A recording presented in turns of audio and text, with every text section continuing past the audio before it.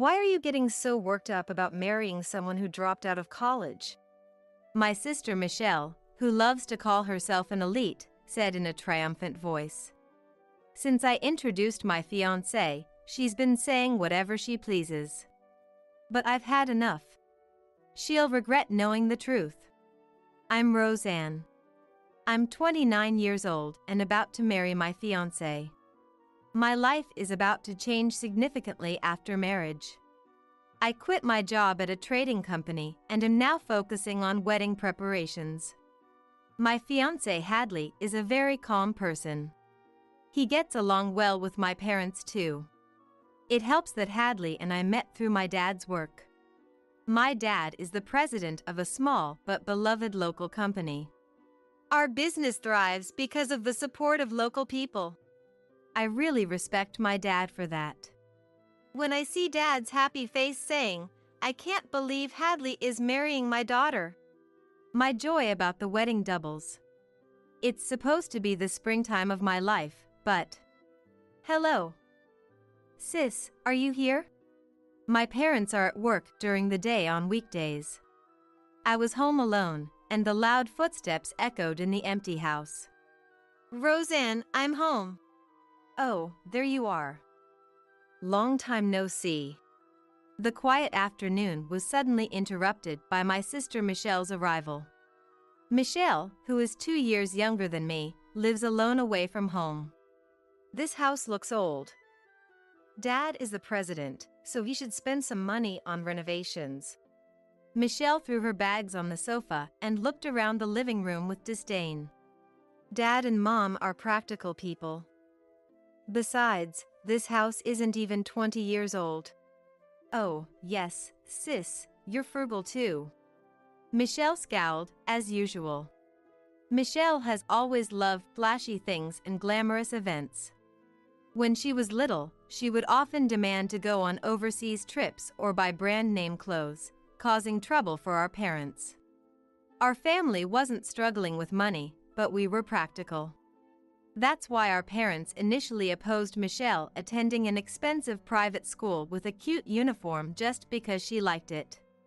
But as soon as they said no, Michelle threw a huge tantrum, crying and causing a ruckus. In the end, our parents couldn't risk her wrecking the house, so they let her attend the private school. You should have listened to my wishes from the beginning. When I heard her change her attitude as soon as our parents gave their consent, I was genuinely shocked. Who on earth did she inherit that from? Seeing Michelle still flaunting her flashy style, I couldn't help but think that. What are you talking about? Oh, nothing, just talking to myself. Oh my gosh, you sound like an old lady. Michelle exaggeratedly pinched her nose and made herself comfortable. Michelle, did you come for something specific today? Oh, right. Sis, you're getting married, right? What's your fiancé like? Michelle leaned forward, her eyes gleaming with mischief. What do you mean by what's he like? He's just a normal person. What university did he graduate from? Michelle shot the question without missing a beat. There it is. And I almost burst out laughing. After attending an elite private school, Michelle went on to a prestigious university. She is incredibly proud of her academic background. Whenever she meets someone, "Which university did you graduate from?" she has to ask. It's almost like her hobby to ask and then feel superior. So, which university did your fiancé graduate from, sis? Frustrated by my lack of response, Michelle pressed the question further. My fiancé didn't go to college. At my answer, Michelle gasped dramatically. Are you saying he only finished high school? No, that's not it. What do you mean? Don't tell me. My fiancé. Hadley's highest education level is high school. But he is. No way! I can't believe it! Without listening to my full explanation, Michelle screamed. Why would you lie about something like this? So, he is a high school dropout, but I have never seen a dropout before. Unbelievable. Actually, I'd love to meet one. Ignoring my explanation, Michelle continued her ranting, making me slightly irritated, but I quickly gave up on the conversation as usual. Okay. My fiancé's education has nothing to do with you, Michelle. Yes, it does. My boyfriend and I are elites, intellectual leaders. Boasting, Michelle mentioned her proud boyfriend she met in college and used unnecessarily complicated words to show off. Intellectual leaders? Do you even know what that means? That's what people like me and my boyfriend are called. So, what kind of people are they? Trying to silence the ever-noisy Michelle, I asked deeply, and as expected, she was at a loss for words. Details don't matter. We're just very great and very smart people. Michelle's ridiculously vague explanation made me chuckle. Geez. Sis, you're always so nitpicky. What I'm trying to say is that we come from prestigious private schools, and having a dropout in the family is absolutely unacceptable. Michelle, crossing her arms, got angry. As I was about to counter her rudeness, Michelle suddenly had a realization and abruptly changed her attitude. Well, whatever. I'm glad I got to see your face, sis. Bye. With that, she left as suddenly as she had come. What was that all about? She's always like a hurricane. I felt relieved for the moment and started preparing for the wedding I was looking forward to. Not thinking deeply about why Michelle, who never stops once she starts, had left so easily. Then, the weekend arrived. It was the day for the much-anticipated wedding meeting. I was supposed to meet my fiancé Hadley directly at the church, the venue for our wedding. The church where we would have our wedding was designated as a National Historic Landmark, with a venerable history. Stepping inside, I felt the weight of history and the serene atmosphere making me straighten my back. I can't believe I get to have my wedding here. I'm so lucky. As I murmured, I heard footsteps behind me. Hey, Roseanne! It was my fiancé, Hadley, calling out to me with a smile. Hadley, thanks for taking time out of your busy weekend. It's for our important wedding, Roseanne. Everyone was happy to give me the time off. Hadley and I walked together towards the office where the planner was waiting. Like any couple having a wedding, Hadley and I were no exception in wanting to infuse our personal touches into the ceremony. We planned to have the ceremony at the historic church and the reception in its garden.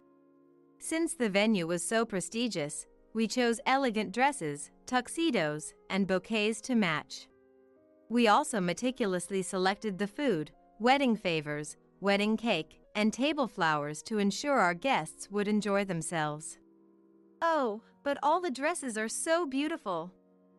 Maybe I'll wear them all. That sounds great. You'd be like a peacock, very eye-catching. Hadley, that was a joke. You were supposed to laugh. Hadley, who is a bit absent-minded but incredibly gentle, never complains no matter how much I waver. I chose the venue, so I want the ceremony to be as close to your wishes as possible. When he says things like that, I feel like I want to spend the rest of my life with Hadley. Everything was going smoothly in our meeting until a sudden dark cloud loomed over us. Oh! There you are! Hey, is that Michelle's sister and her dropout fiancé? I turned around at the sound of noisy footsteps and chatter, and there stood Michelle with an unfamiliar man. Michelle! What are you doing here? I thought I'd come and oversee your wedding planning. How did you know where and when the meeting was? I asked in shock, and Michelle just laughed nonchalantly. When I visited home last time, your planner was left open, and I saw the details. Damn it. I regretted it from the bottom of my heart. I had left the wedding materials and planner spread out on the living room table, forgetting Michelle's sharp eyes. "So, who is this?" Although I had a pretty good guess, I asked about the man standing next to Michelle with his hair in a side part. "This is my boyfriend, no, fiancé, Jed." "Nice to meet you, sis." The man, in an expensive suit with a smug smile, called me sis, and I was stunned. "When did you get engaged?" "On the way back from visiting home. When I saw the wedding brochures, I wanted to get married too." "You decided on something like that so casually." "If you want to do something, move immediately." Michelle's astonishing decisiveness left me in shock as her fiancé, Jed, gave a cocky smile. "Well, for elites like us. I mean, intellectual leaders, marriage is a simple matter." Hearing that, I understood why Michelle's boyfriend was a perfect match for her. They both love to throw around words like elite and educational background. And now I understood why Michelle had started using the term intellectual leaders. It must have been picked up from her fiancé to sound more impressive. "Anyway, I'm also getting married at this church." "What?" I was taken aback by Michelle's sudden declaration as I was analyzing her and her fiancé. "It's fine for sisters to have the same venue, but you'll set your date apart, right? Like a year later." "No way. I don't want to go after you, sis. I'll have mine before your ceremony." "What are you talking about?" Seeing my shock, Michelle laughed. "I mean, sis, you're marrying a dropout, right? I don't want to follow you after you've settled for someone like that." As I trembled with anger, Hadley gently touched my shoulder to calm me down. "Let's both calm down a bit. I'm sorry. I didn't mean to neglect your dropout fiancé." Even though he's my sister's fiancé, Michelle didn't seem to care about making a proper introduction. But Hadley, always courteous, started to speak to Michelle. "Nice to meet you. I'm Hadley, Roseanne's fiancé. Michelle, you said you'd have your ceremony before ours.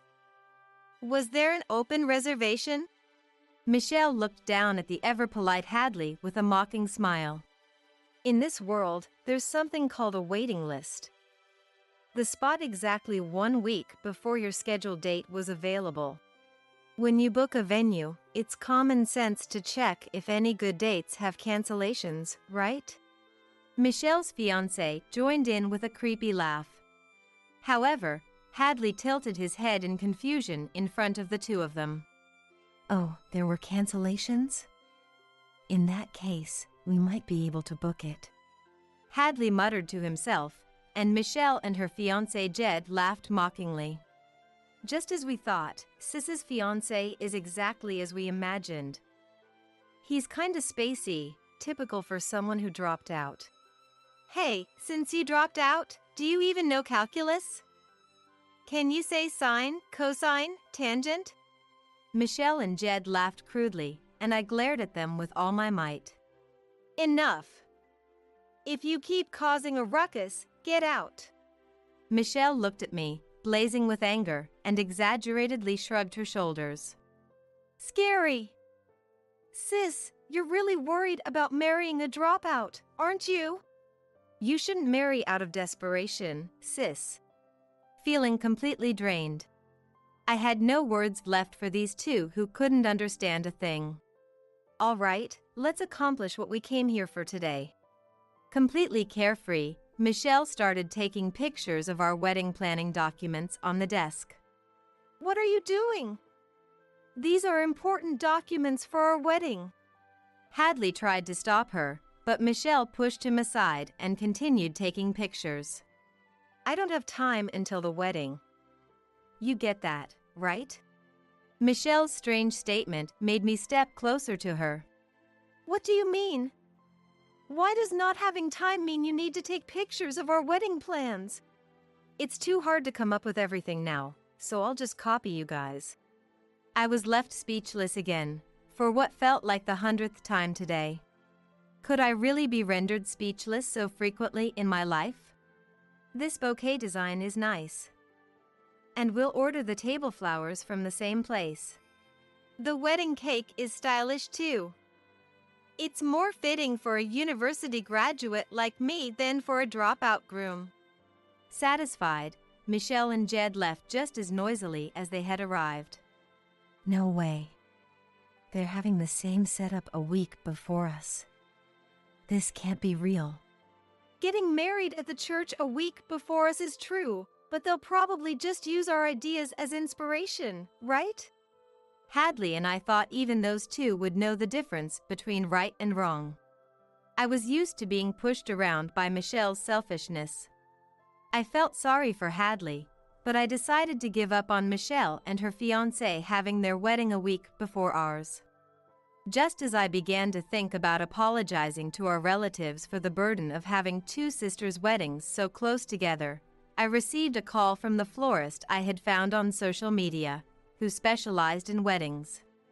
An order came in for the exact same design a week before your wedding? I had requested a particularly unique bouquet and table flowers from that florist. The same design had been ordered for the week before my wedding, so she called to confirm if it was a prank. The person who placed the order, is their name Michelle? I asked hesitantly, and she confirmed it was. No way. A terrible feeling washed over me, so I called the dress shop where I had reserved my rental dress. As expected, every dress I had reserved had been rented out by Michelle for her wedding a week before mine. I also called the store where I reserved the wedding cake, and it turned out they had received an order for the exact same cake a week before I placed mine. She really copied everything. I let my anger take over and called Michelle. Hello?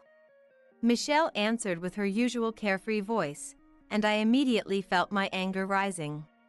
Michelle, did you really copy our entire wedding plan? I told you, I didn't have time to come up with something from scratch, so I decided to use yours. Michelle's voice sounded unapologetic, which made me even angrier. It's one thing to get married at the same church, but don't copy everything Hadley and I worked so hard to plan. And your wedding is a week before mine. Showing up in the same dress, bouquet, and with the same cake is going to make us look ridiculous. Michelle dismissed my seriousness with a cheerful tone. There's something I wanted to say to you too. I tried ordering the same stuff, but sis, aren't you spending a bit too much on the wedding?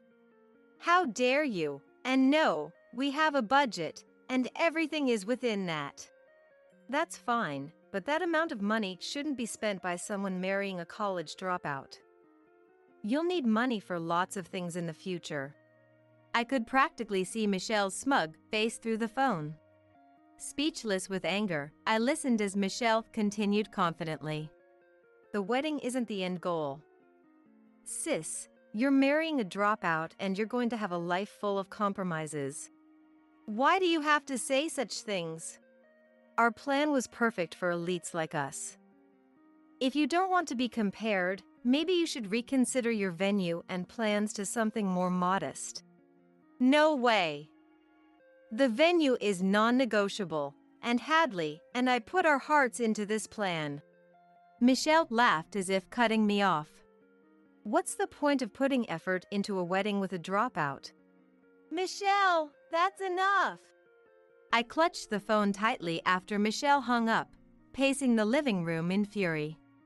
Once I calmed down a bit, I called my fiancé Hadley. What's wrong? Hearing Hadley's calm voice almost brought me to tears. Hadley, it's Michelle. I explained to Hadley how Michelle had copied everything about our wedding. I see. We can't let this slide. Exactly. But what can we do?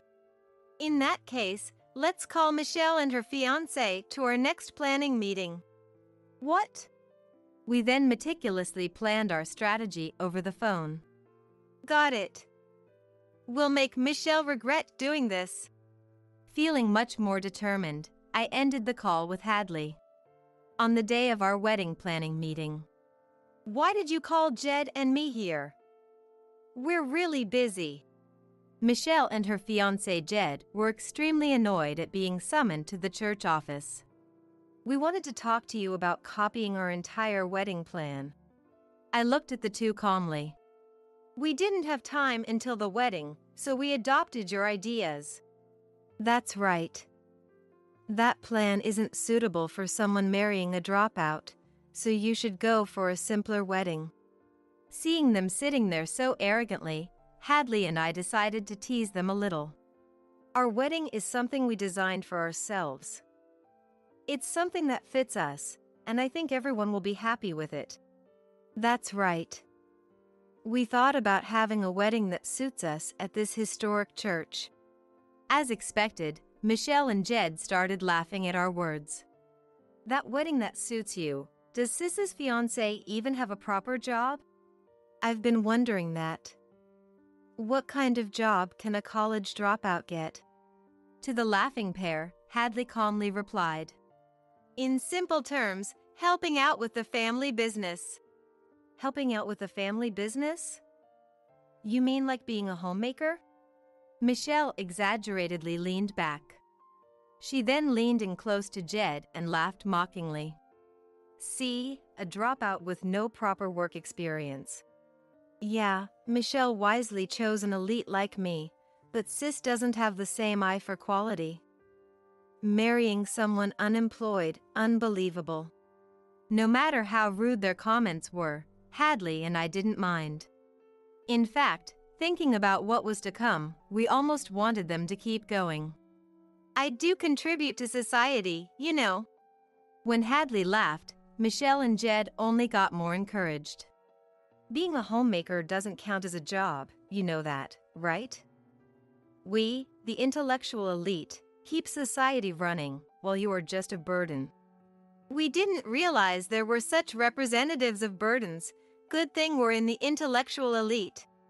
We, the intellectual elite, never had to deal with such people, but now, thanks to Sis's marriage, we're related. Having a non-intellectual elite in the family is a problem. Right. The intellectual elite's family interactions should be with the intellectual elite, and only with the intellectual elite. Michelle and Jed were getting so carried away, I started losing track of what they were saying. I just heard intellectual elite so many times. Just as I was clutching my head, we heard heavy footsteps behind us. How disgraceful to use such distasteful words. I'm ashamed of my own daughter. Dad. Michelle turned around, startled by the voice. Why is Dad here? Hadley and I asked him to come. We wanted him to see how you and your fiancé behave. I thought this might calm them down a bit, but Michelle and Jed's attitude remained unchanged. Perfect timing, Dad. Did you know Sis's fiancé is a college dropout? My fiancé Jed is a graduate of an exclusive intellectual elite university. This is the first time you're meeting him, right? Nice to meet you, Dad. I'm Jed, a graduate of an exclusive intellectual elite university. We'll be having our ceremony here at this church a week before Roseanne's, so I look forward to it. Laughing as he introduced himself, Jed made Dad scowl deeply. So, you're the one Michelle chose. Pathetic. You two are a perfect match. It's pathetic to think that, too. Hey, Dad. What's pathetic about it? Sis is the one who's pathetic. That's right. Roseanne is marrying a dropout who helps with household chores. Is there anything more pathetic? Despite Michelle and Jed's persistence, Dad, usually calm, raised his voice with a stern face. Stop calling Hadley a dropout and unemployed. Michelle, a bit taken aback by Dad's anger, still continued to argue with her characteristic defiance. We're not saying anything wrong. A dropout helping with household chores has no future. They're even pushing to have a wedding. So, Michelle, you're planning to sabotage Roseanne's wedding by copying everything? How does Dad know? Apparently, Michelle wanted to keep it a secret and have the ceremony without us knowing. Michelle glared at me with a sharp look, but I'm no longer intimidated by that. I consulted Dad. It's not just about me, it's about the family's reputation. What does it matter about the reputation of someone who dropped out and is unemployed? It was Dad who finally reached his limit with Michelle's insults towards Hadley. Enough already! How dare you insult someone so outstanding by calling them a dropout and unemployed? Do you not understand Hadley's position? So, Sis's fiancé is just helping around the house, right? You don't even know the difference between helping with the family business and helping around the house. Hadley is not just helping with the family business, he is the head of it. Oh really? And what kind of business is that? Gardening or something? It's this church you're in right now. Dad's loud voice seemed to pass right through Michelle and Jed's heads, leaving them both stunned. What? What about this church? Well, Hadley is the pastor of this church. I made sure to clearly state the fact so it would reach Michelle and Jed's stunned minds. A pastor? That's a pretty important position, Michelle exclaimed, and Jed started to get agitated too. How can someone who dropped out become an important person at a church? Seeing them calm down and talk to Hadley, it seemed they finally understood his position. To make things clearer, I began explaining in detail. This is a historic church, right? Hadley was born to inherit it. Hadley, standing beside me, added with an embarrassed smile. When I was in high school, a family tragedy happened, and I had to take over suddenly. That's why I dropped out of high school. Wait a minute, working at a church requires some qualifications, right? I know that much. Michelle was still trying to find faults, with a smug look on her face. Hadley, however, continued to explain calmly. Yes, to obtain the necessary qualifications at a young age, I attended a theological seminary. A theological seminary? What's that? With a lot of confusion evident on Michelle and Jed's faces, Hadley continued talking. To get into the seminary, I needed recommendations and proof of high school level education, so I took the General Educational Development (GED) test when I was 16. Hold on, what? Still seeing confusion on the so-called elites' faces, I couldn't help but feel exasperated. In other words, Hadley had the same qualifications as a high school graduate at the age of 16. Do you get how exceptional that is? Yeah, it's amazing that someone like him is going to be our brother-in-law. Beside Jed, who had changed his attitude, Michelle ground her teeth in frustration. But isn't church work easy? We're still intellectually superior. Michelle, you're still saying that. Dad was furious at Michelle's desperate attempts to assert her superiority. Hadley is an esteemed pastor of a historic church and has been a great help to our company. Yet you continue to disrespect him.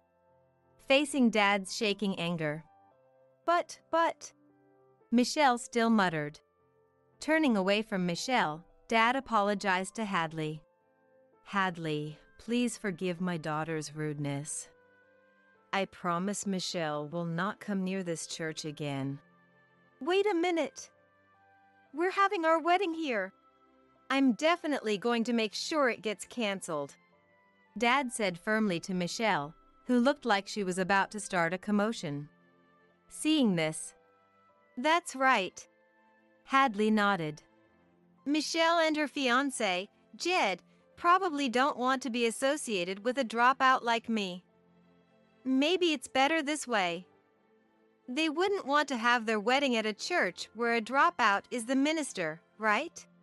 Seeing Hadley say this with a smile, Michelle finally seemed to realize the reality. No way, I want to have a better wedding here than Sis. I've already bragged to my friends. No, no, no! Michelle stomped her feet in frustration. Her behavior could only be described as pathetic. Give it up. Besides, it's our fault too, for always giving in whenever Michelle threw a fit. Dad, we're already in tears here. Just let us have the wedding. Having people with prestigious backgrounds as relatives would be a plus for the minister of this church, wouldn't it?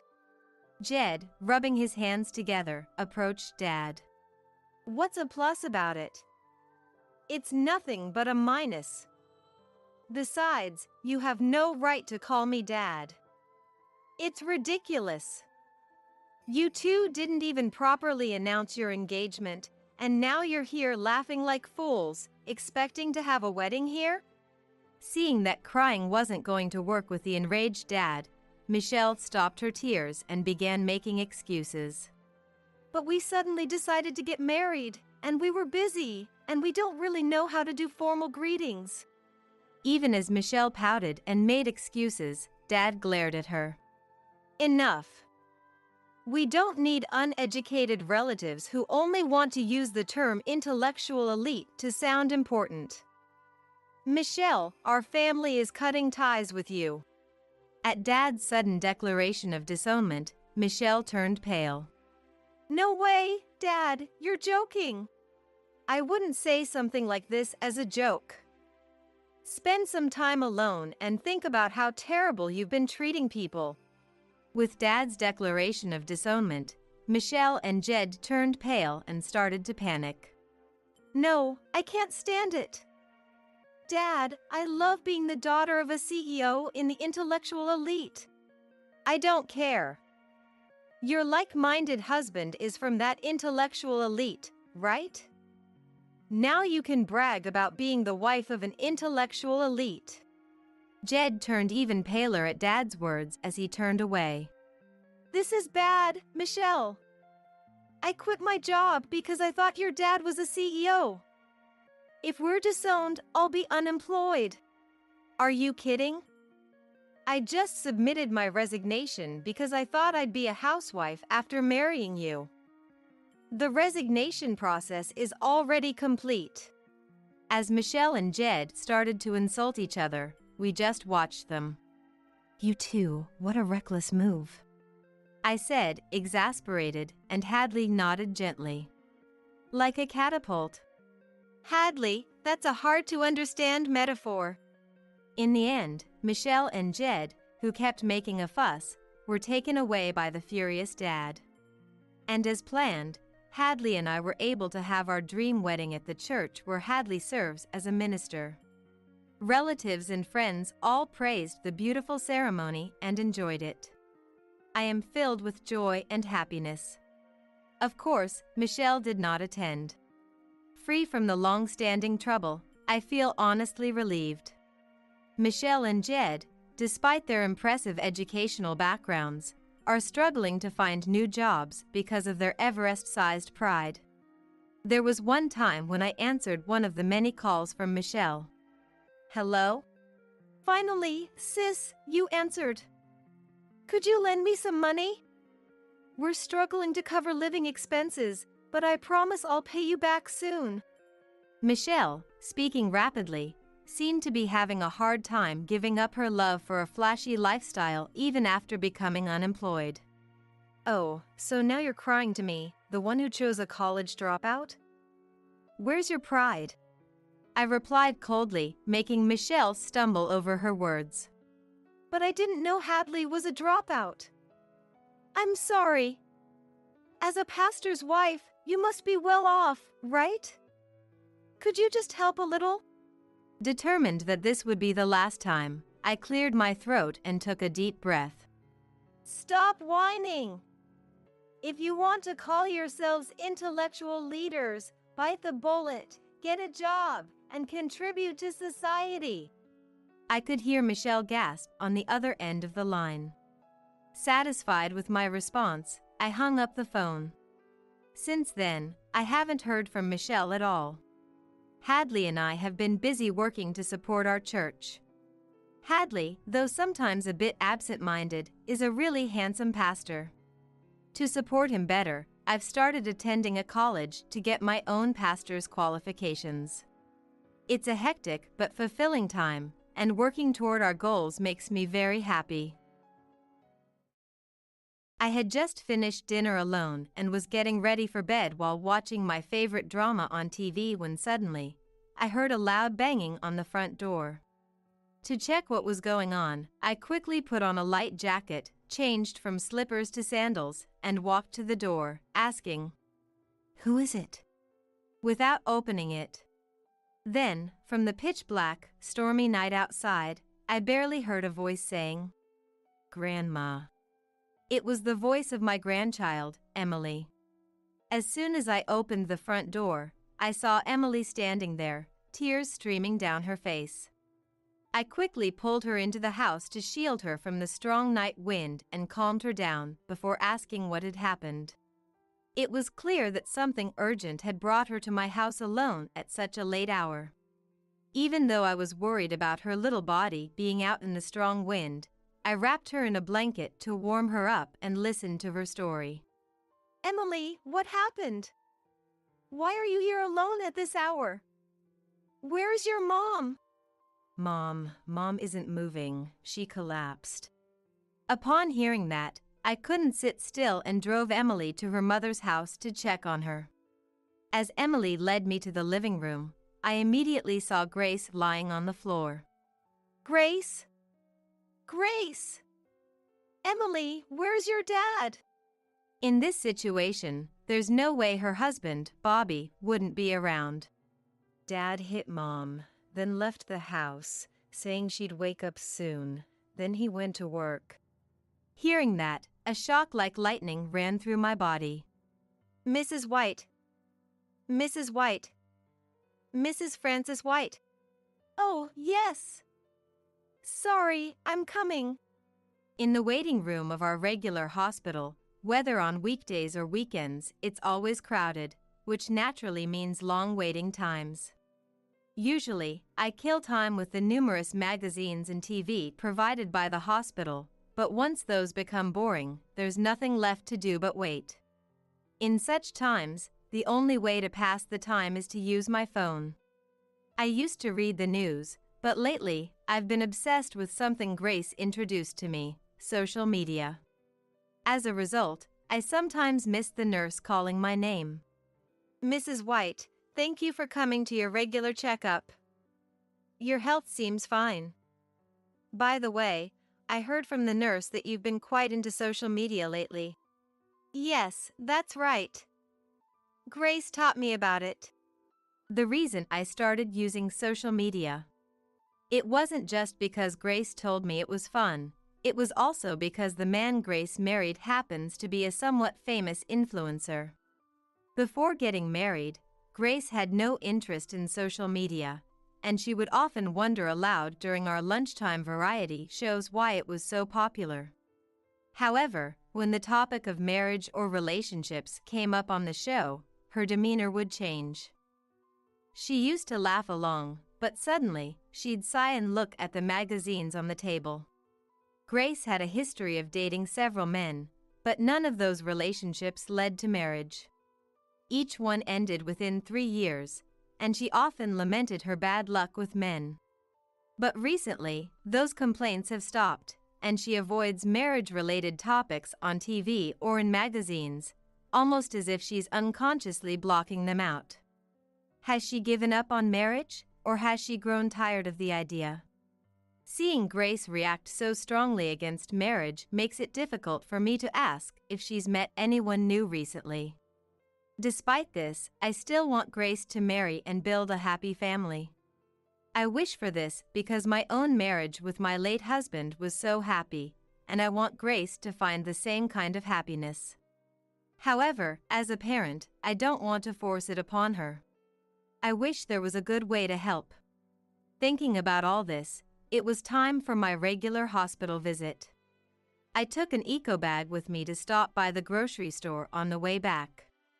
As I checked in and waited in the reception area for my turn, I overheard a small conversation between the receptionists. Usually, I wouldn't pay attention, but today, for some reason, I found myself intrigued by their conversation. They were talking about something that had been on TV lately, dating apps. I was so desperate for a boyfriend that I finally tried a dating app. What? You hadn't tried one yet? I've been using one for a while now. I knew about dating apps from TV, but I didn't understand how they worked or how people met through them. Curious, I looked up dating apps on my phone. This is it. I couldn't sit still, even though my turn might be called any moment, so I asked the receptionist to explain dating apps to me. I left the hospital and, forgetting all about dinner shopping, went straight home. Grace, who had taken the day off to clean the house, looked puzzled as she saw me return empty-handed, despite saying I'd stop by the grocery store after my appointment. Mom, you said you were going to the grocery store. Why did you come back with nothing? Did you forget your wallet? Grace, why don't you try a dating app? What? Grace never expected her mom to suggest a dating app.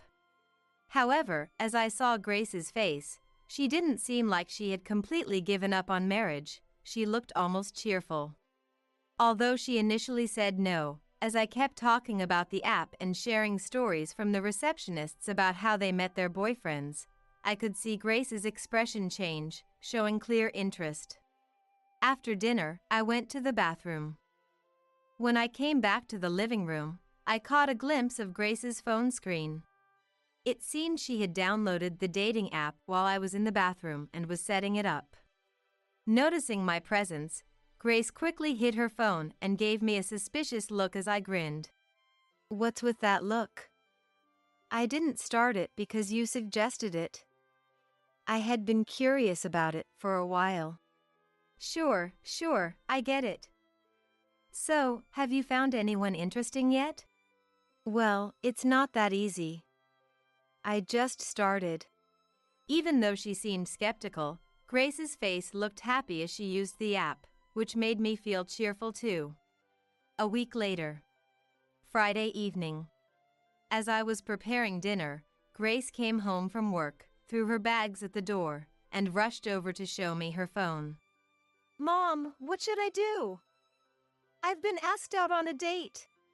She had matched with a man on the dating app one suggested, and he had asked her out for a date this Sunday. Surprised and happy, I decided to make Grace's favorite meal to celebrate and boost her spirits for the upcoming date. The big day arrived. Grace pulled out stylish clothes and accessories she hadn't worn since she stopped dating, put on perfect makeup for the first time in ages, and, with trembling hands from nervousness, headed out for her date. As I watched her leave, I could only hope for a good outcome. That night, my heart wouldn't stop pounding, and I ended up drinking alone for the first time in years to calm my nerves and fall asleep. When I woke up, sunlight was peeking through the curtains. I went to check Grace's room, but she wasn't back yet. It was just before 6 a.m. I remembered Grace telling me she had taken the morning off, and thinking she might be in the arms of her date now brought back the same excitement I felt while watching a drama. I had an early breakfast while watching the morning entertainment show, did some chores, and waited for Grace to come home. After a while, Grace came back home, and from the sparkle in her eyes, I could tell her date was a success. She noticed me, flashed a V sign without saying a word, and then headed to the bathroom for a shower before her afternoon work started. That's great, Grace. After that, Grace had a serious relationship with the man she dated and got married a year later. The man she brought home to introduce to me before their marriage was someone who had recently become famous for his social media streaming, and although I wasn't very familiar with the internet, he was apparently quite a well-known figure. At first, I was a bit worried about whether his job could really support a family, but as soon as I heard about his income from Grace, all my concerns vanished. Bobby's job brings in that much income? I'm surprised. Grace hadn't expected to connect with a famous influencer through a dating app either, and she mentioned how surprised she was when she heard about his job from him. They had a grand wedding, which Bobby posted about on his social media, drawing a lot of attention and even making it to online news. To avoid causing trouble for Grace by exposing her identity to the public, Bobby decided not to disclose much about her and chose to live in a condominium close to my house. Thanks to that, Grace wasn't bothered by Bobby's fans and could live a peaceful life. A year after their marriage, they were blessed with a child, whom they named Emily. After the baby was born, Bobby actively participated in childcare, and when he posted about it on social media, he became even more popular, leading to more promotional offers from companies. Grace, at Bobby's suggestion, quit her job to become a housewife and took care of the household and childcare. Whenever she had questions about these unfamiliar tasks, she would come to me for advice, and I felt happy to see her growth up close. However, as Bobby's work got busier and their home became more affluent, Grace began to feel that Bobby's attitude towards the family was becoming distant. Grace would visit me to talk about her worries, but at that time, I would tell her that it was only natural for someone to become busy with work, just as my late husband had. When work settles down, Bobby will return to his old self. Let's focus on the household for now, and I'll help you. Yeah, you're right. He will return to normal. At that time, I couldn't see the depth of Grace's feelings. That's why I carelessly uttered those words without any real basis. 6 months had passed since Grace first came to me with her concerns. We used to have regular video calls with Grace, Emily, and me whenever we had the time, enjoying conversations and hearing about Emily's growth, but that had gradually stopped due to their busy schedules. One day, something urgent came up, and despite being asked to call before visiting, I went to Grace's house without prior notice. I'm sorry for coming suddenly. I had an urgent matter. No, it's fine. When I visited their home, I noticed something odd about Grace and Emily's behavior. Sensing that something was off, I didn't ask any questions and was about to enter the house when Bobby came out of the living room with a guilty look on his face. Francis, I've always told you to call before coming over. I sometimes work from home. I'm sorry, I forgot to call because it was urgent. I'll make sure to remember next time. Bobby frowned and went back to the living room to resume his work, and we finished our business in another room to avoid disturbing him. Then, we spent some time together as a family for the first time in a while.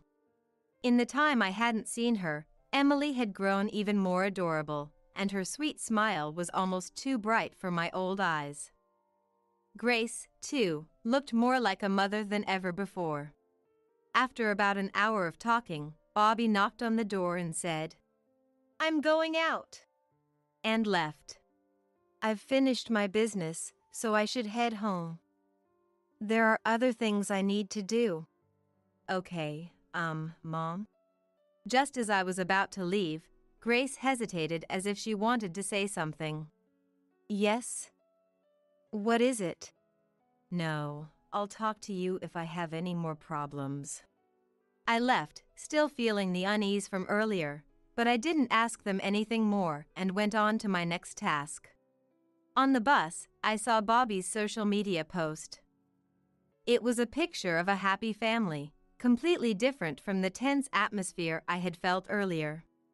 Seeing the post, I naively thought they must have had a minor argument before I arrived and made up afterwards. This assumption was proven wrong a week later on a night when strong winds rattled the windows and a loud noise echoed through the house. I had just finished dinner alone and was getting ready for bed while watching my favorite drama on TV when suddenly, I heard a loud banging on the front door. With the wind blowing hard outside, at first, I thought it was some trash being blown against the door. But the knocking continued, clearly not just debris hitting the door. To check what was going on, I quickly put on a light jacket, changed from slippers to sandals, and walked to the door, asking, "Who is it?" without opening it. Then, from the pitch-black, stormy night outside, I barely heard a voice saying, "Grandma." I had heard this voice before. In fact, I was certain there was no way I could be mistaken. It was Emily's voice. As soon as I opened the front door, I saw Emily standing there, tears streaming down her face. I quickly pulled her into the house to shield her from the strong night wind and calmed her down before asking what had happened. It was clear that something urgent had brought her to my house alone at such a late hour. Even though I was worried about her little body being out in the strong wind, I wrapped her in a blanket to warm her up and listened to her story. "Emily, what happened? Why are you here alone at this hour? Where's your mom?" Mom isn't moving. She collapsed." Emily's trembling voice managed to get those words out. Upon hearing that, I couldn't sit still and drove Emily to Grace's condominium to check on her. When we arrived, Emily used her key to open the entrance lock, and we rushed to their apartment, banging on the door. I thought that maybe Grace had woken up during the time Emily had come to my house. But after knocking several times, there was no response from inside. Emily used her key, and although I felt bad about entering without permission, I couldn't afford to think about that now, worried about Grace's safety.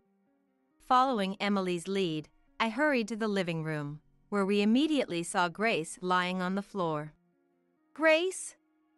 Grace! Emily, where's your dad?" In this situation, there was no way her husband, Bobby, wouldn't be around. Dad hit Mom, then left the house, saying she'd wake up soon.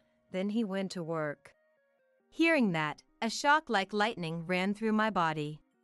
Although many thoughts crossed my mind, I was primarily worried about Grace's condition, so I quickly called an ambulance.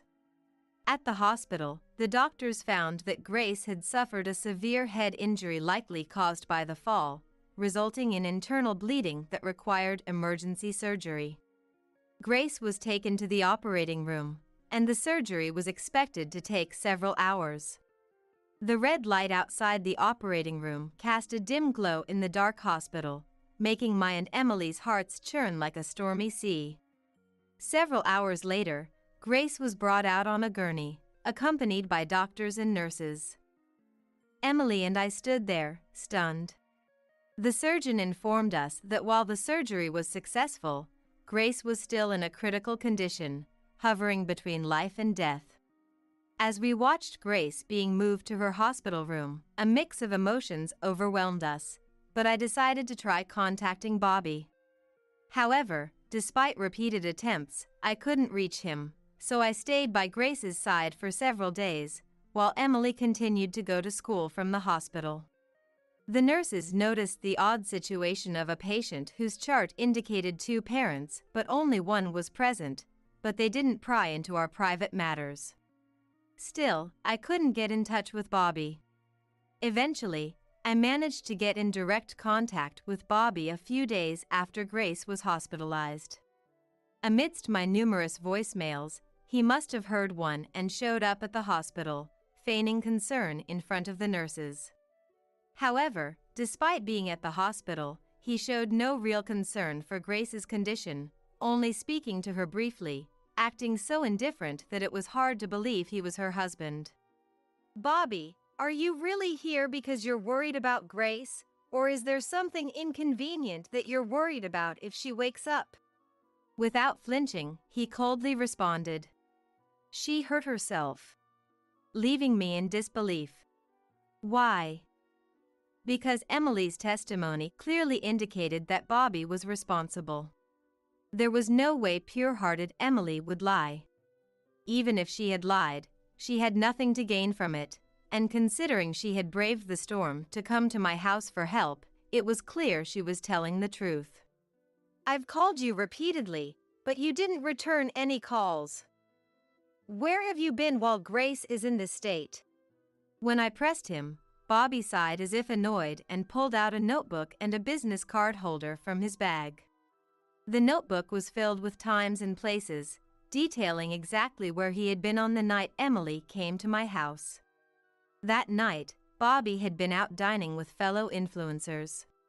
For several days, he had been attending networking events and gatherings with influencers who had more followers and fame than him. Additionally, it came to light that Bobby had been hiding many things. He had bought expensive equipment for filming his social media content and high-end accessories and clothes to avoid being overshadowed by other influencers at networking events.